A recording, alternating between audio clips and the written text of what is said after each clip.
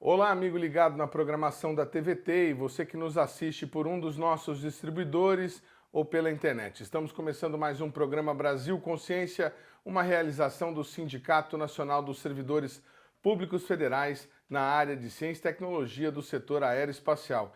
E no programa de hoje a gente vai falar da pandemia e também de uma possível epidemia, a varíola símia dá seus primeiros sinais de existência aqui no Brasil. E é para falar sobre isso que a gente vai em conexão lá com Brasília, conversar com o médico infectologista Julival Ribeiro, que é também membro da Associação Brasileira de Infectologia. Boa tarde, doutor Julival. Obrigado por ter atendido ao nosso convite e, como o senhor mesmo disse aí nas nossas conversas preliminares, estamos aí a poucas horas da confirmação do primeiro caso em São Paulo, um caso importado da doença. Eu gostaria que o senhor começasse falando para a gente se a população precisa se alarmar, como foi com relação ao início da pandemia de Covid. Boa tarde. Olha, boa tarde. Em primeiro lugar, nós temos que saber que a varíola símia, ela foi diagnosticada em 1950 através de macacos que estavam em laboratório de pesquisa. Daí o nome de varíola símia ou dos macacos. É importante para a população saber que essa doença é endêmica, ou seja, constantemente ela existe na África, sobretudo na África Ocidental e na África Central. E é uma doença, vamos dizer assim, que fora da África ela surgiu casos esporádicos, como, por exemplo, em 2003 nos Estados Unidos, houve um surto em outros países. Mas essa doença, o que se observa frequentemente é que ela não existia, como está existindo vários casos agora em vários países do mundo, mais de 1.000 casos, que fora da África. Geralmente era importada, as pessoas iam para a África, tinham contato com alguma pessoa doente ou mesmo animal e traziam essa doença. O que está agora nos preocupando é que surgiu agora, primeiro na Inglaterra, alguns casos, e depois foram surgindo outros casos em vários países do mundo, e agora, há pouco, tem uma notícia, o primeiro caso de São Paulo, que parece que esse paciente veio da Espanha, e se for assim, vai fazer o link epidemiológico, pode ser um caso importado. Entretanto, é muito importante falar para a população brasileira que essa doença não é de fácil transmissão, precisa um contato prolongado, é completamente diferente da transmissão, por exemplo, a gente está vivendo da Covid-19, o vírus ou o vírus da influenza. Então, nada de pânico, a gente espera que essa doença seja logo, logo controlada de acordo com a evolução e os entendimentos das autoridades sanitárias, o que deve se proceder para a gente evitar justamente essa disseminação na população. Por exemplo, está se observando agora no mundo, por exemplo, Estados Unidos, em alguns outros países, é que está ocorrendo uma transmissão de pessoa a pessoa, entretanto, não se sabe ainda como é que essa transmissão está ocorrendo, daí que os cientistas estão estudando para ver como é que está ocorrendo essa transmissão. Mas ela não é de fácil transmissão. Como é que ela se transmite?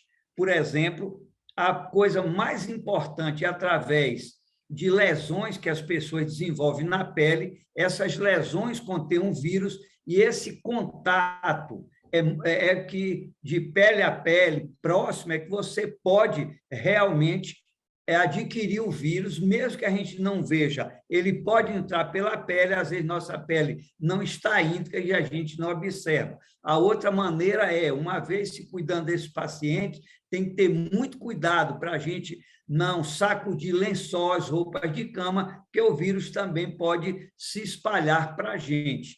E, em termos de transmissão, por exemplo, respiratória, ao você tossir, respirar, você precisa ter um contato muito duradouro, muito próximo para que isso ocorra. Portanto, não é de uma transmissão fácil, volto a insistir, por exemplo, como é a Covid ou a vírus. Em resumo, como pode ser transmitido o vírus? Através de partículas respiratórias, através de contato, através de objetos contaminados e, sobretudo, que eu falo, se uma pessoa estiver doente, a gente tem que ter muito cuidado na hora de manipular lençol, utensílio, essas coisas. Mas é uma doença hoje que eu diria que o período de incubação dela, ou seja, desde quando eu adquiro o vírus até a doença, é em média de 7 a 14 dias, podendo durar 21 dias. Então, se tiver contato com outra pessoa, dá tempo se analisar realmente a gravidade do paciente, se esse paciente precisa de algum tratamento específico. O senhor falou para a gente que essa doença já existe há algum tempo, em que ela já foi, inclusive, estudada, já tinha alguns casos. Então, podemos contar que já tem mecanismos de tratamento e de cura disponíveis aí na rede hospitalar brasileira? Olha, o que nós temos que falar da seguinte coisa. Primeiro, até hoje, de todos os casos descritos no mundo, fora da África, até hoje, nenhum paciente foi a óbito. Então, a maioria dos pacientes, eles se recuperam. O que é que acontece? Para determinadas pessoas, grupos de risco, pacientes de risco, nós não temos aqui, mas temos nos Estados Unidos, por exemplo, uma vacina que pode ser feita. Se eu tive contato com uma pessoa que teve a varíola símia e eu sou de grupo de risco, você pode tomar essa vacina durante 4 dias após o contato. Geralmente, você impede a continuidade da doença, ou, a depender do caso, você pode fazer até essa vacina em quem já está doente. Vale salientar que essa vacina não é disponível no mundo, como a Organização Mundial de Saúde mesmo falou, só que em alguns casos, em alguns países específicos, tem essa vacina. Segundo lugar, nós já temos antivirais também nos Estados Unidos, em alguns outros países que nós podemos usar no tratamento dessas pessoas. Tá certo. Bom, nesse momento em que nós temos o primeiro infectado no país, existem algumas medidas que devam ser tomadas para que a população se previna, campanhas de orientação ou alguma medida um pouco mais severa, isolamento das pessoas que foram infectadas? O mais importante é que, devido a essa epidemiologia que está ocorrendo no mundo, em alguns casos agora no Brasil, claro que a gente tem que ficar atento, por exemplo, se chegar um paciente, né, ou uma pessoa, por exemplo, com febre, gânglios, que é essa característica da doença, muitos gânglios, febre, dor muscular e, sobretudo, com racha, ou seja, com lesões na pele, que começa na face, vai se distribuindo pelo resto do corpo, palma da mão. Claro que nós temos que ficar atento e pensar nesse momento que nós podemos estar diante de um caso de varíola símia. Mas a gente tem que lembrar que mesmo reações alérgicas, sífilis, varicela, certo, zika, outras doenças, têm que ser analisadas também para a gente afastar. Portanto, o momento não é de pânico. Essa doença, se a gente entrar em contato, não desenvolve assim em horas, não. Então, tem um tempo de se fazer todo um link epidemiológico, tá certo? Então, tem pessoas que, a depender da gravidade, pode ser tratada em casa. A coisa que eu gostaria aqui de dizer é que é fundamental, se alguma pessoa tiver alta suspeição de estar com a varíola símia, aí sim, esse paciente tem que ficar em isolamento, tem que usar todas as medidas, por exemplo, os profissionais de saúde que vão cuidar desse paciente. E se ele estiver bem e puder ir para casa, tá certo? Ele vai também ter todas as orientações para que não passe a doença para outras pessoas. Então, nada de pânico, essa doença,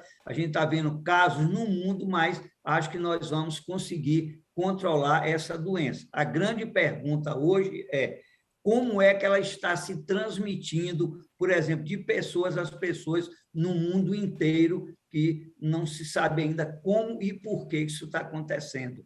Diferente da África, que eu volto a insistir, a gente viaja para a África, pode ter contato com alguma pessoa lá que é endêmica, que está com essa doença, ou mesmo tocar em animais, que é um dos reservatórios, e a gente se contaminar e desenvolver a doença. Agora, doutor, longe de mim querer ser contrário à sua recomendação anti-alarmista aí da população, mas num passado não muito distante, quando a Covid surgiu, teve gente que chegou a dizer que era só uma gripe e tudo mais. O fato da varíola símia estar se transmitindo com uma incidência maior fora da África pode significar alguma mutação e aí alguma periculosidade a mais do que já é conhecido hoje? Olha, é uma excelente pergunta. Entretanto, até o momento, não se tem notícia que esse vírus mutou, tá certo? Para se tornar, por exemplo, mais transmissível, ok? Ele se tornar mais agressivo. Todos os estudos que tem feito agora entre os vários países mostram que ele veio, vamos dizer assim, de um mesmo ancestral, vamos dizer assim, tá certo? Não houve ainda mutações. Apesar disso, nos Estados Unidos ontem viram que tem duas variantes desse vírus, mas que até agora não tem repercussão clínica nenhuma. Claro que o mundo está estudando ainda, vai ver como vai se comportar esse vírus, tá certo, daqui para frente, já que ele está fora da África, tá certo, e o que é que está levando a essa transmissão. O importante é a gente saber que hoje, por exemplo, o CDC, o Centro de Controle de Doenças nos Estados Unidos, já afirma que já tem uma transmissão na comunidade, ou seja, de pessoa a pessoa. Isso agora é preocupante com essa definição, porque não são pacientes que foram para a África, não foram pacientes que tiveram contatos com animais que às vezes traziam da África, e sim, já começa a circular o vírus na comunidade. Como ele está ocorrendo, se passando, não se sabe ainda. Informações publicadas no portal G1 do Grupo Globo dão conta de que há um caso também em investigação no estado do Ceará. O paciente não foi à África e, ao que se sabe até agora, não teve contato com pessoas infectadas. Doutor, o senhor estava falando aí de, ao ter suspeita, procurar um hospital, um atendimento. O que é a suspeita dessa varíola símia? Quais são os sintomas mais comuns que devem gerar o estado de alerta? Olha, por exemplo, como eu falei, o estado de alerta mais importante é se a pessoa tem febre, cefaleia, dor de cabeça, imagina que ela começa a aparecer umas lesões que a gente chama racho na face, que é onde a grande maioria das pessoas, quase 100%, desenvolve esse exantema no rosto. E daqui a pouco vai aumentando. Ela começa a palpar gânglios, está certo? Ou seja, vê os gânglios aumentado. Essa começa a se disseminar para as outras partes do corpo, tem que procurar, sim, uma unidade de saúde, isso já tem um alerta do Ministério da Saúde, dizendo que é um caso provável, definitivo ou possível. Porque imagina se eu disser que eu tive contato com alguém, por exemplo, que veio de fora do Brasil. Olha, entende? Quer dizer, olha, será que essa pessoa chegou aqui, já desenvolveu a doença ou está desenvolvendo? Não, o mais importante é a gente ter. Então, não pode ter pânico. Claro, tem que ficar alerta o que os órgãos sanitários estão dizendo. Vou repetir, paciente com febre, dor de cabeça, como a gente conhece, os gânglios ficam inchados assim no linguajar, e você começa a ver lesões, começa no seu rosto, depois vai para o tórax, depois vai descendo, região genital, pé, mão. Você, antes disso, você já tem que procurar um serviço de saúde. Até hoje, fora da África, não tem nenhum caso que ocorreu ainda de morte no mundo, isso é importante. A doença, a grande maioria das pessoas, após 3, 4 semanas se recupera totalmente após as lesões caírem, né, e a pele voltar à sua integridade, e a pessoa deixa de transmitir o vírus. Quem é que mais nos preocupa em pegando essa varíola símia? É geralmente gestantes, crianças, pacientes que têm alteração na sua imunidade, que podem realmente desenvolver casos graves.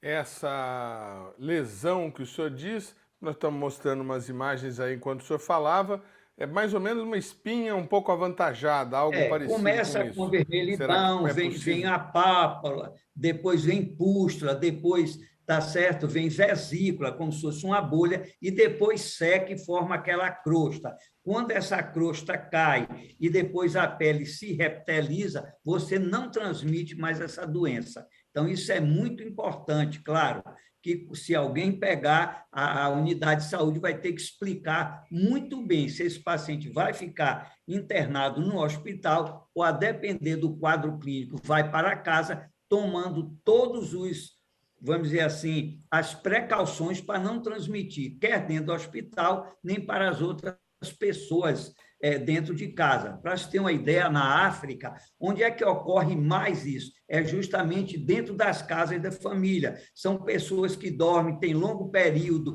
de contato e aí pode transmitir essa doença. Volto a insistir que não é tão fácil transmitir por vias respiratórias essa doença. Pode sim. A principal via é através de contato com a pele de alguém contaminado, ou se eu estiver lá manipulando toalhas, travesseiros, vamos dizer assim, mantas, essas coisas, você pode sacudir o vírus na realidade e o vírus ficar disperso ali. E ele pode penetrar pela pele, só que a pele tem que ter uma lesão. E, às vezes, a gente tem lesões na pele que a gente nem mesmo vê.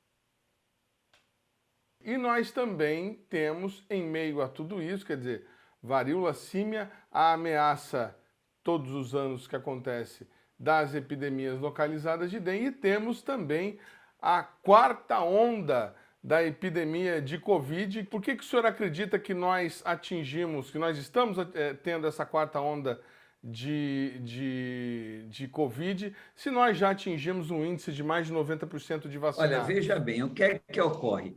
Temos que saber que, na minha visão, o que ocorreu nas semanas anteriores, aglomerações por todo o país, sobretudo em ambientes fechados, poucos ventilados, isso é uma consequência. Segundo lugar, ocorreu, vamos dizer assim, um relaxamento total da grande maioria da população brasileira em não usar máscara e as outras medidas. Em terceiro lugar, nós temos que lembrar que a vacina ela não é duradoura, tá certo? É por isso que a gente já está na quarta dose. Depois de 4 meses, a vacina vai diminuindo a sua proteção, sobretudo em quem? Pessoas idosas, pessoas com comorbidades, por exemplo, diabetes, insuficiência cardíaca, problemas respiratórios, problemas imunológicos, né? E a própria idade vai diminuindo muito mais a proteção ao passar desses meses. Daí que se justifica essa quarta dose.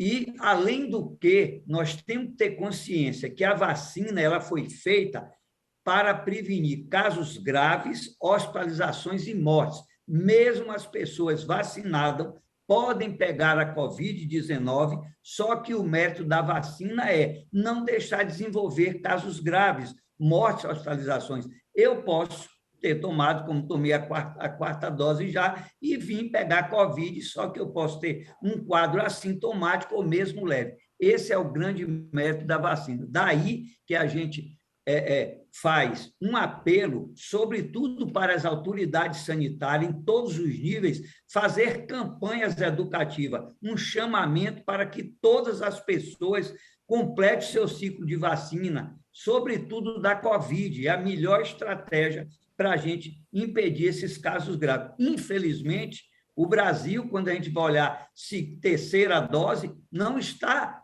tão bem como nós pensamos. Então, muitas pessoas não estão indo tomar sua terceira e quarta dose. E, com certeza, ela tem um risco muito maior de pegar a Covid, como eu falei, a cada 4 meses, está se vendo os estudos, essa nossa proteção vai diminuindo, além de que estamos observando agora, com essas novas subvariantes da Ômicron, né? Sobretudo lá fora, que tem o maior estudo, a BA4, BA5, ela é altamente transmissível e, sobretudo, evade o nosso sistema imunológico. Ou seja, mesmo de quem já teve Covid e teve vacina. Daí o apelo para que todos procurem se vacinar. E, na minha visão, nós estamos com a quarta onda no Brasil, sim.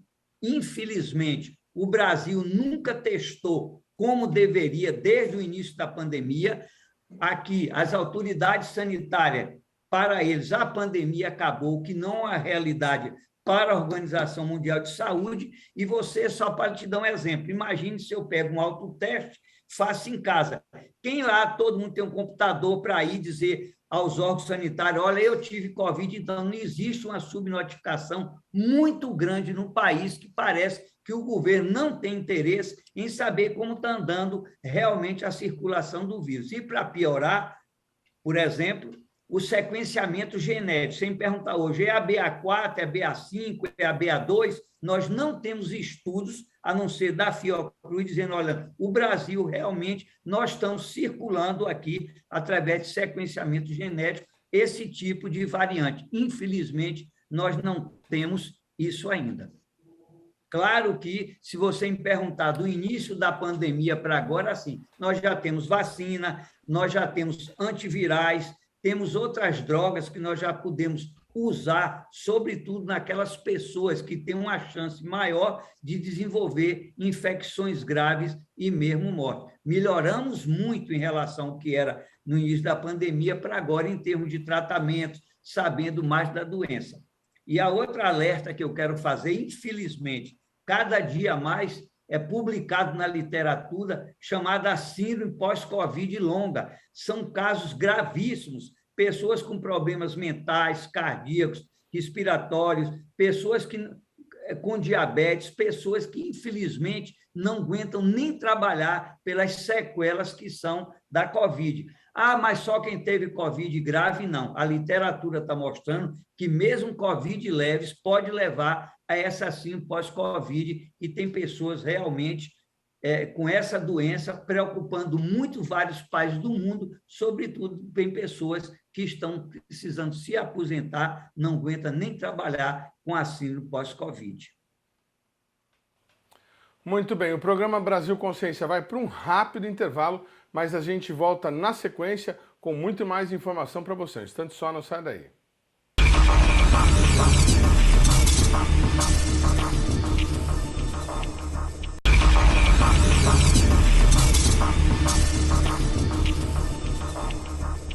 Segundo bloco, o programa Brasil Consciência de volta, e a gente continua falando sobre o surto de varíola símia que atinge o mundo e também sobre a quarta onda da Covid-19 que está ameaçando o Brasil. Vamos agora às informações sobre o número de vacinados no país.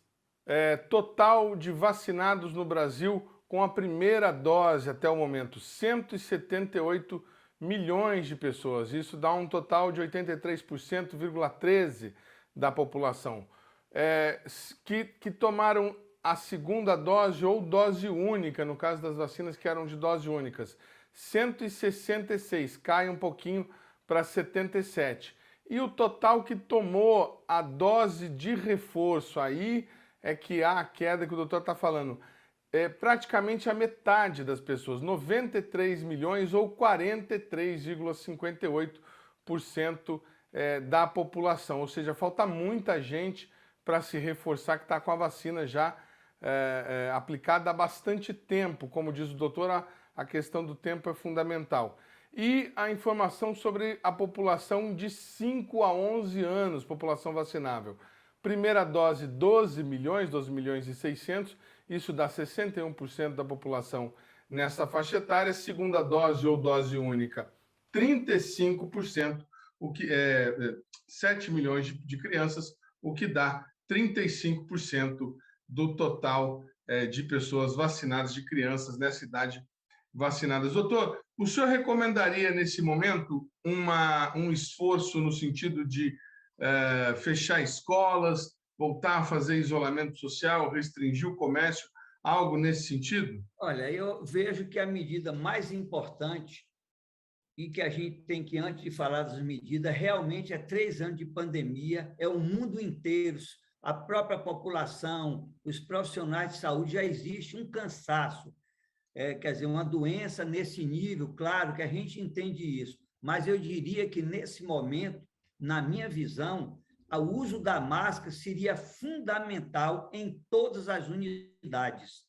Por quê? Porque o vírus se transmite, qual é o principal meio de transmissão? Através de gotículas, ao tossir, espirrar, falar, tá certo? Que esse vírus pode alcançar a mucosa da boca, dos olhos, do nariz, e você desenvolver a Covid-19. E uma coisa extremamente grave são os ambientes fechados, pouca ventilação, aglomerados, e as pessoas sem máscara, o que é que a gente tem que entender? Além de gotículas, quando eu tuço nesses ambientes, eu estou com a Covid, o vírus pode ficar lá até 2 horas no ar e está realmente contaminando as pessoas. Então, eu acho que nesse momento é um momento de alerta para a sociedade brasileira e, na minha visão, locais fechados, escolas, até passar esse período que nós estamos vivendo, ver como daqui a mais 2 ou 4 semanas, eu recomendaria totalmente o uso de máscara. Para mim, é um grande benefício,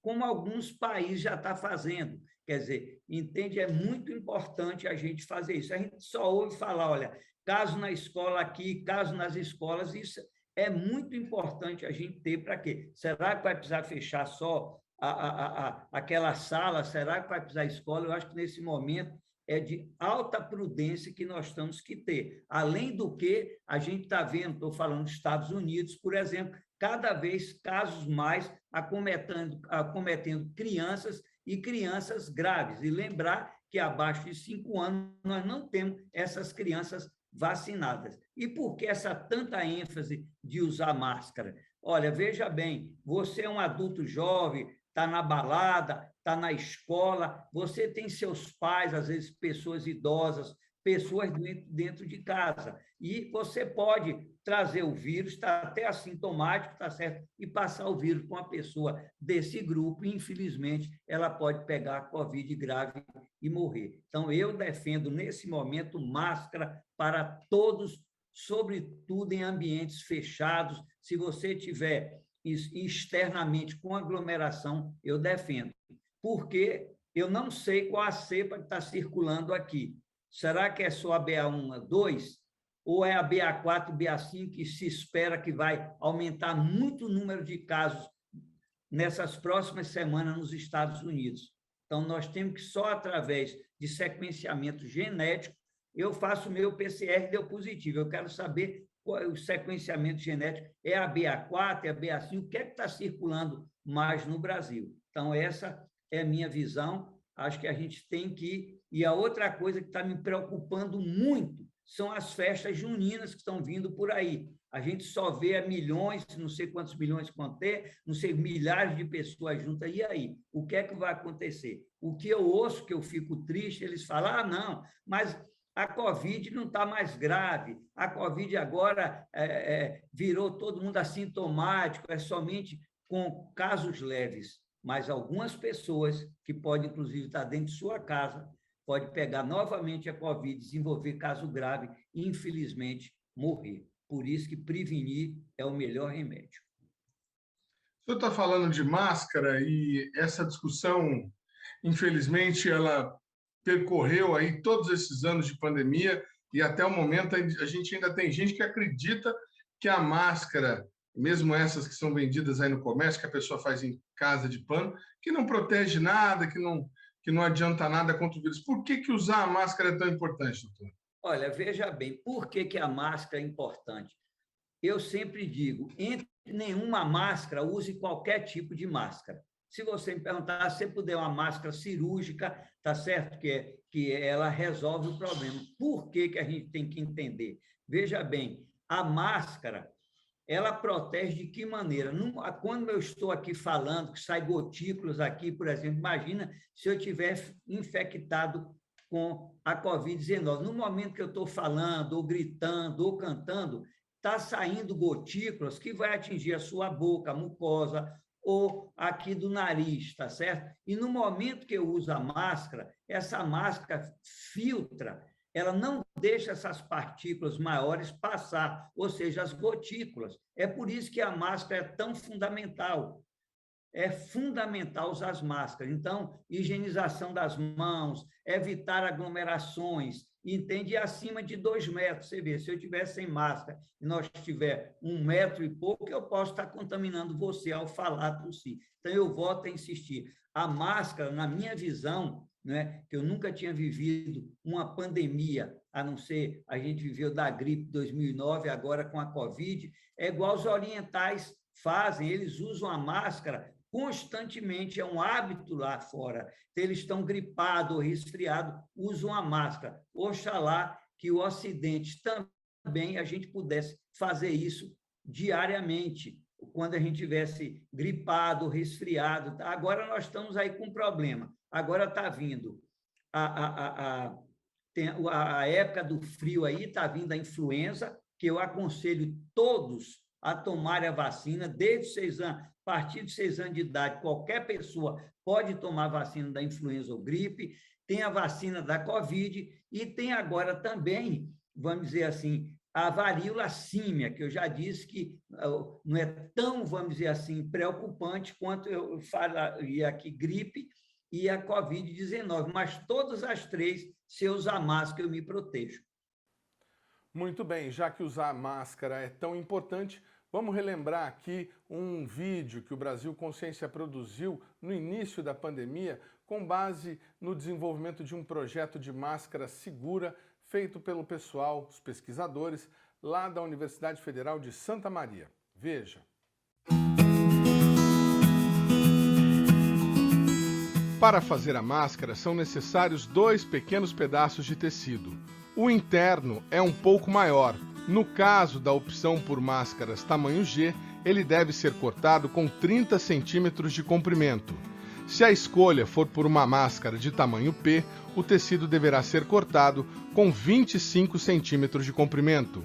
A largura é igual para ambos os tamanhos, neste caso, com 23 centímetros de comprimento cada. Já o tecido externo deve ser de cor diferente para que o usuário possa reconhecer o lado correto de utilização da máscara. No caso da máscara tamanho G, o corte deve ser de 18 centímetros. Já para o tamanho P, deve ser cortado com 15 centímetros. A largura é igual para ambos, assim como no exemplo anterior, com 23 centímetros cada. Além dos pedaços de tecido, quem for fazer a máscara também vai precisar de um elástico de costura comum, com 18 centímetros cada pedaço. Além disso, é claro, a gente vai precisar de linha e agulha, para quem não tem máquina, ou máquina de costura para quem tem. Esta é a pesquisadora Patrícia Dillenburg. Ela é doutora em bioquímica e colaborou no trabalho de desenvolvimento da máscara. É ela que aparece no material oficial de divulgação da Universidade Federal de Santa Catarina. E a Patrícia explica as vantagens da máscara. A diferença dessa máscara é que ela, além de ter essas 2 camadas que eu mostrei para vocês, com esse tecido maior, na verdade ela forma uma terceira camada, né? Que vai ser dobrada para dentro desse bolsinho e que permite também o uso desse papel filtro que eu vou mostrar para vocês agora e que faz então mais uma camada de proteção e de filtragem, porque o algodão ele é bastante poroso, então ainda passa muita coisa por ele. Esse filtro que a gente usa, na verdade, ele não é um filtro qualquer, tá, gente? É muito importante que quando vocês forem procurar, vocês procurem por produtos como esse aqui, que é, na verdade, um papel toalha, só que não feito de papel. Ele é feito, na verdade, de celulose, polipropileno e poliéster. Então, basicamente, celulose e plástico. E isso faz com que o poder filtrante dele, o tamanho dos poros, seja menor e ele seja mais efetivo na filtração. Algumas máscaras que a gente tem visto por aí de filtro de café e outros materiais não são efetivas nesse processo de filtração, beleza? Tem que procurar esse filtro, esse papel toalha de celulose. Depois de reunir os materiais, o próximo passo é cortar um dente interno no tecido maior. Este corte deve ter 1 centímetro de cada lado e a dobra servirá para fazer o arremate com acabamento do envelope. Eu já fiz bastante aqui, então tô fazendo meio no olhômetro, mas é importante vocês medirem. Que vai ser o que a gente vai precisar para fazer o acabamento dessa parte aqui, que na verdade é o envelope, né? Então ele tem que ser menor para conseguir entrar dentro da costura e fazer a terceira camada de proteção. Bom, feito o corte, então a gente volta lá para a máquina para fazer a bainha e fazer este acabamento aqui. Eu faço primeiro as 2 laterais e depois a parte central, exatamente do tamanho do corte. Feitos esses 2, fazemos a parte superior da mesma forma. Só muito cuidado que o tecido fica bem grosso nessa parte da ponta, então ir com cuidado na agulha, porque tem muitas camadas ali. E voilá, tá feito o acabamento da parte de cima do nosso envelope. O próximo passo é costurar os elásticos no tecido externo. A gente usa o pano virado com a face bonita para cima e nós vamos fixar a alça a mais ou menos 1 centímetro, 1 centímetro e pouco da parte superior. E colocando a mais ou menos 1,5 centímetro para dentro o alfinete, para que a gente possa costurar sem tirar o alfinete. Então o que a gente vai fazer é mais ou menos nessa altura, fixar a nossa alça com um alfinete, de forma que ela fique bem estável e a gente consiga passar o pezinho da máquina aqui para costurar. É importante que ela não tenha nenhuma torção, então a gente vai manter ela no mesmo sentido e fixar aqui embaixo também. E eu vou repetir a mesma coisa para o outro lado.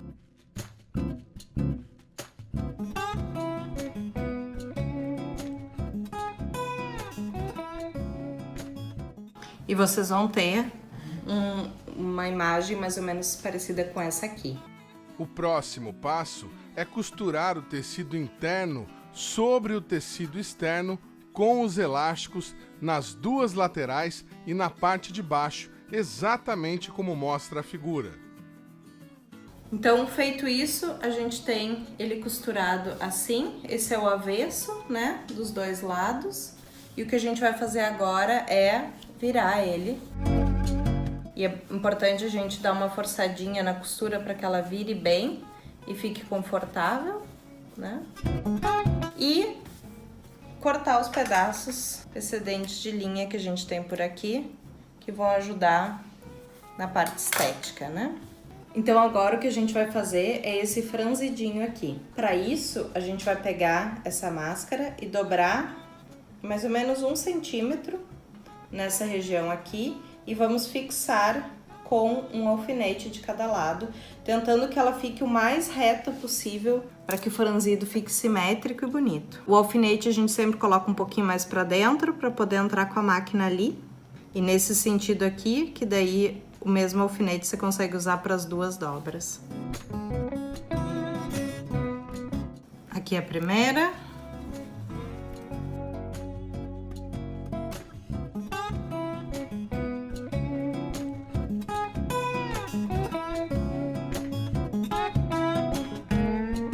Bom, com as dobras feitas, agora você pode tanto ir direto para a máquina, quanto se tiver à disposição um ferro, é legal passar um ferrinho aqui para que fique mais estável.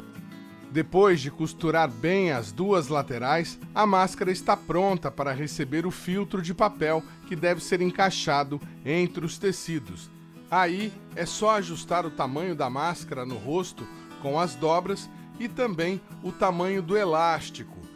Lembre-se de fazer o teste. O ar da respiração deve entrar passando pelo tecido e não por frestas nas laterais ou por cima do nariz. Se você quiser o tutorial completo de passo a passo para fazer a máscara, deve conferir o canal da doutora Patrícia de Lemburg, o Bate-Papos, no YouTube. Bom, então tá pronta a nossa máscara. Vocês podem ver que ela tem 1, 2 e a terceira camada aqui, tudo de algodão, o elástico que adapta no rosto. Muito bem. Eu quero agradecer demais a participação aqui no nosso programa. A gente vai indo para um rápido intervalo. Obrigado. E fique sempre à vontade para colaborar aqui com a gente, viu? Se cuide, use máscara. O programa Brasil Consciência vai para um rápido intervalo e, na sequência, você vê informações sobre o desmatamento no Brasil. Um instante só, não saia daí.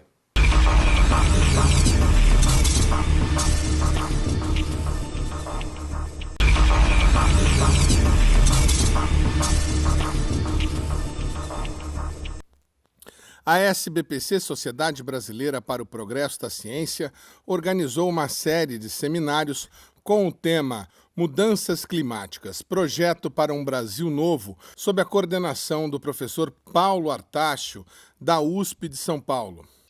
Obviamente, esse é um tema mais do que estratégico para o país, porque sem um clima estável, que forneça os serviços ecossistêmicos que a nossa economia, em particular a agricultura, precisa, que possa garantir que as nossas cidades não sejam tão vulneráveis aos eventos climáticos extremos e assim por diante, mostra que esse debate é atual e muito, muito importante para o futuro, não só do nosso país, mas para o futuro do planeta como um todo. Na sessão da última semana, falaram 2 pesquisadores com carreira no INPE e que são considerados autoridades do país na questão ambiental. São eles os pesquisadores Carlos Nobre e Thelma Krug, que fizeram explanações sobre o momento atual do país e suas propostas para o futuro. As mudanças climáticas estão ocasionando uma frequência muito maior de secas extremas. Então, antes, muito tempo atrás, a Amazônia tinha uma grande seca a cada 15, 20 anos associada com o fenômeno do Oceano Pacífico Equatorial, o El Niño. Agora, nos últimos 20 anos, a Amazônia teve 4 grandes secas. 2005, 2010, 2015, 16, 2020. Só 2015 e 16 foi associado com El Niño. 2005, 2010 e 2020 foi associado com o aquecimento do Oceano Atlântico ao norte do Equador. Oceano tropical, e é esse mesmo aquecimento que está causando esses furacões muito intensos no Caribe, ele induz secas na Amazônia. O movimento ascendente do ar ali, descendente sobre a Amazônia, induzindo secas. Então, isso é uma realidade que está acontecendo. As mudanças climáticas não indicam que isso vai reduzir a oscilação Atlantic Meridional Overturning Circulation, a circulação lá do Oceano Atlântico. O Moacir entende muito disso, quer dizer, é o derretimento das geleiras da Groenlândia, do Mar Ártico, que está mudando essa circulação, está diminuindo a intensidade dessa circulação e está deixando mais calor, porque a corrente do Golfo está diminuindo de intensidade também. O calor está ficando muito ali no Atlântico tropical ao norte do Equador, e isso induz a essas secas. Aí, junto com isso, sinergisticamente, nós temos o desmatamento, a degradação. O desmatamento diminui muito a reciclagem de água da floresta, a pastagem, ela evapotranspira, recicla 1/3 da água durante toda a estação seca, que está ficando mais longa. Portanto, essa evolução biológica da floresta amazônica, em milhões e milhões de anos, que fez a floresta ser muito eficiente em reciclar água, e essa reciclagem de água durante a estação seca aumenta a chuva durante a estação seca. Então, vamos dizer assim, quase que simbolicamente a gente diz, a floresta somente existe porque a floresta existe. A floresta criou uma condição microclimática da sua manutenção, mantém uma temperatura muito mais baixa, 30 graus no máximo a temperatura do dossel. Então, isso é uma evolução biológica de milhões de anos, e, portanto, as espécies da Amazônia, elas não são resilientes ao fogo, diferente do cerrado. Então, isso está acontecendo. Então, essa união sinergística entre a intensidade das secas por causa do aquecimento global e o desmatamento e degradação e a diminuição da evapotranspiração, diminuição das chuvas na estação seca, o aumento muito grande, as grandes pastagens têm 3, 4 graus, até 5 graus de temperatura máxima.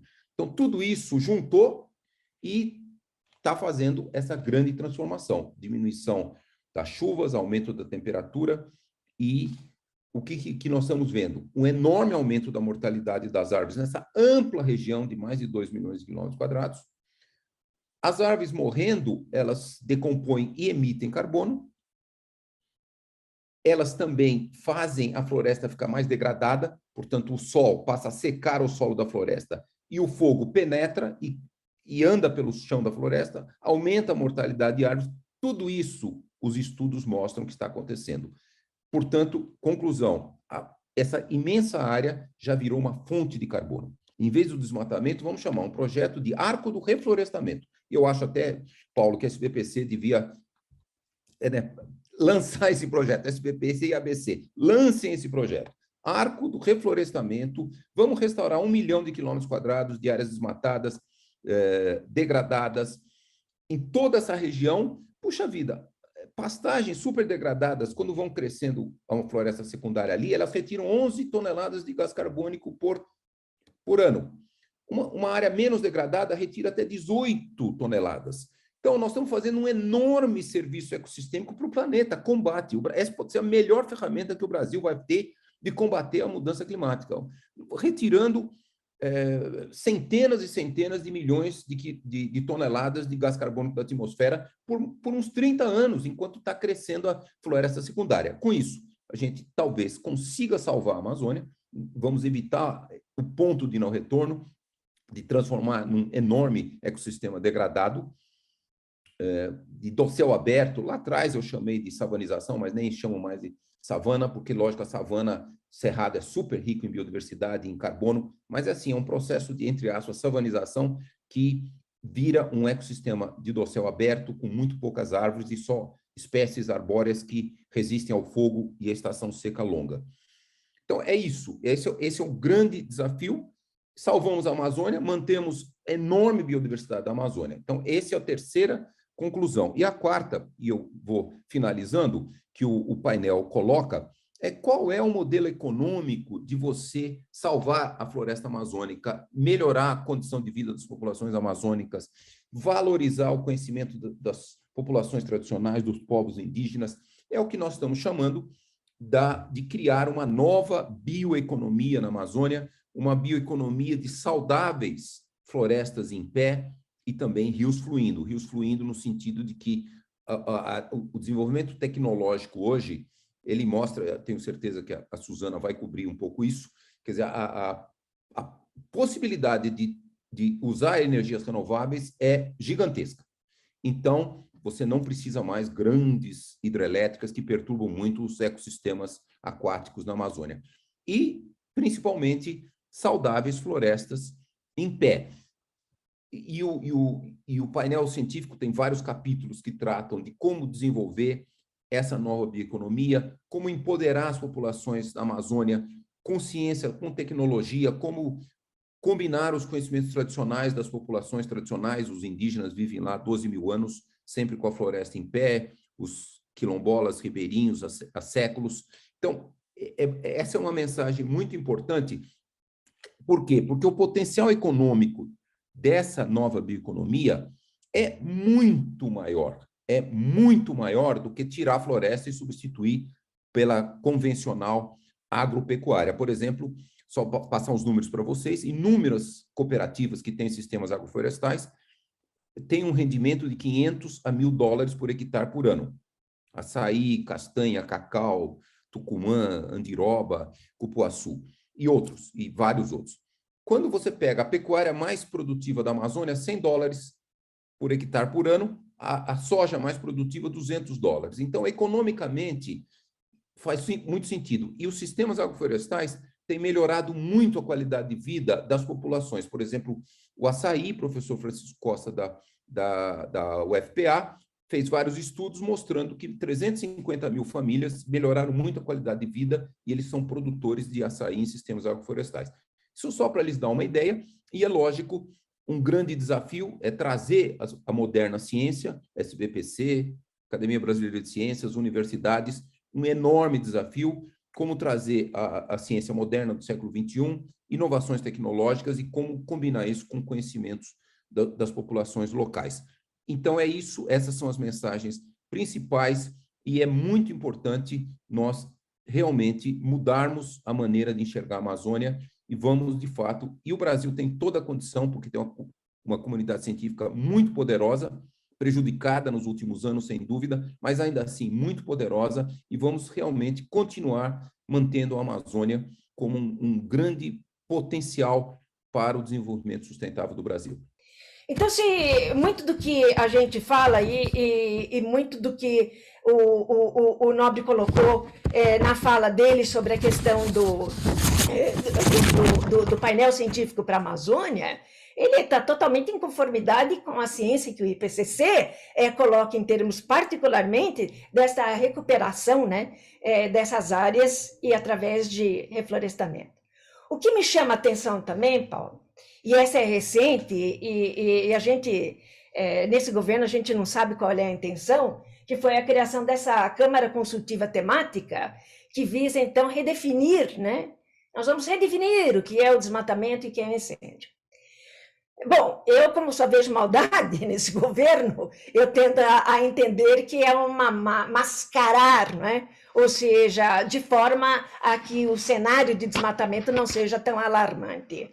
É difícil a gente mascarar, mas indo agora para o ponto que o Paulo... Eu estava tentando pegar as considerações que o Nobre fez, mas não tem problema, eu vou lembrar aqui. Então, uma possibilidade, quando o Paulo fala, ou quando o Nobre fala dessa questão da moratória do desmatamento, talvez a intenção da criação dessa Câmara, ela fosse um pouquinho na separação entre o que a gente chama de desmatamento, mesmo que está associado ao corte raso, ou aquela supressão de vegetação que estaria dentro do Código Florestal.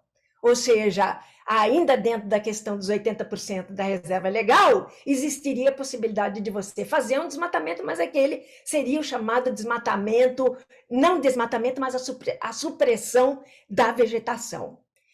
Bom, se este for o caso, Paulo, e aí é que eu vejo que o Nobre falou muito dessa questão de recomposição, principalmente na parte sul da Amazônia. Bom, eu acho isso extraordinário, né? Ele vai bem de encontro com o que a ciência está dizendo, né? Me dá um pouquinho de temor por conta da vulnerabilidade que as florestas têm, com essa questão da maior frequência e intensidade dos fenômenos extremos, né?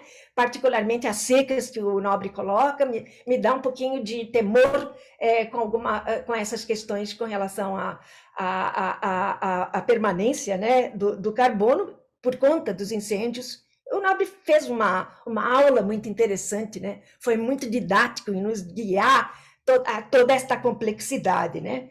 Mas aí eu vejo o seguinte, já que a gente está dentro de uma conformidade científica, inclusive internacional, o IPCC serve mesmo como um balizador, eu vejo que há muita possibilidade de a gente atrair recursos para isso.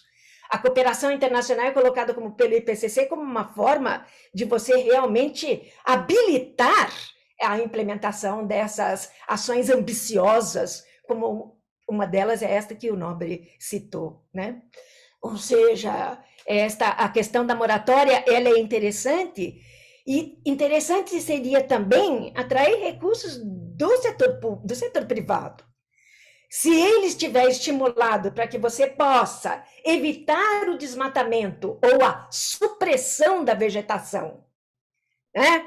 Naquelas áreas, vamos assim dizer, aonde o proprietário teria legalmente, né, o direito pelo código de fazer isso, a inibição disso, ou seja, o avoided deforestation, no caso, você vai assumir que ele iria desmatar até chegar nos 80%, se ele ainda tiver esse montante, seria uma oportunidade impressionante para o setor privado financiar.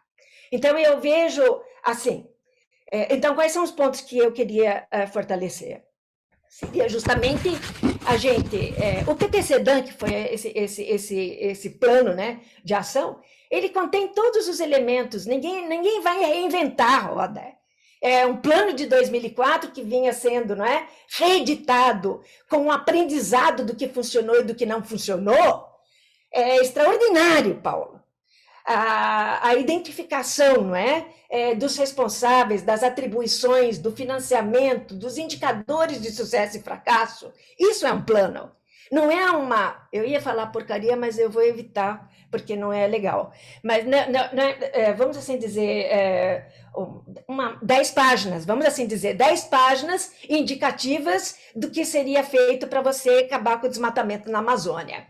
Né? Ou seja, é inaceitável que um Brasil, com o potencial que ele tem, de pesquisadores, de cientistas, de pessoas que têm toda uma experiência na Amazônia, e você me construa 10 páginas para dizer como é que você vai acabar com o desmatamento. Então, inclusive, o relatório do IPCC coloca o que ele está dando uma sinalização muito mais forte nesse relatório de adaptação é dos eventos compostos, Paulo. Ou seja, é aquela composição de eventos adversos e que vão potencializar a incidência de certos eventos, como, por exemplo, o que eles estão chamando de fire weather, que eu estou traduzindo como fogo meteorológico, né? Mas eu acho que é uma coisa inadequada essas traduções. Mas, de qualquer forma, seria algo que estaria acontecendo com uma frequência que o relatório coloca para a Amazônia como sendo a região mais afetada por weather fire nesse século, tá? E que seria uma composição de secas muito prolongadas, que o Carlos falou, junto com dias muito quentes, temperaturas muito altas, e mais talvez uma questão de vento. Você está compondo eventos extremos e que levariam a isso. Me diz quando eu tenho que parar, Paulo. Olha, o tempo já terminou. Então tá bom. Então deixa eu só falar umas coisinhas aqui, Paulo. Bom, então deixa eu só... Vou agora nos bullet points, tá? Bom, já falei da atração do setor privado, a necessidade de se ter políticas muito claras para atrair o setor privado. Ele tem que ser um parceiro. O governo não aguenta fazer essas ações de mitigação na ambição que a gente precisa sem o setor privado. A questão também que eu falo é a questão, claro, a Suzana já falou da ciência, tecnologia e inovação. Eu acho que investimentos em inovação tecnológica junto com a indústria, vejo a necessidade, porque eles vão ter que zerar suas emissões, então há necessidade de se fazer parcerias com o setor também industrial, para que a gente possa, pelo menos nessa parte inicial, de atrair, financiar a pesquisa junto com a indústria para a inovação tecnológica, que é a que tem mais risco, né? Você não sabe se vai dar certo ou não. Eu acho que é uma coisa que a gente teria certamente que estimular.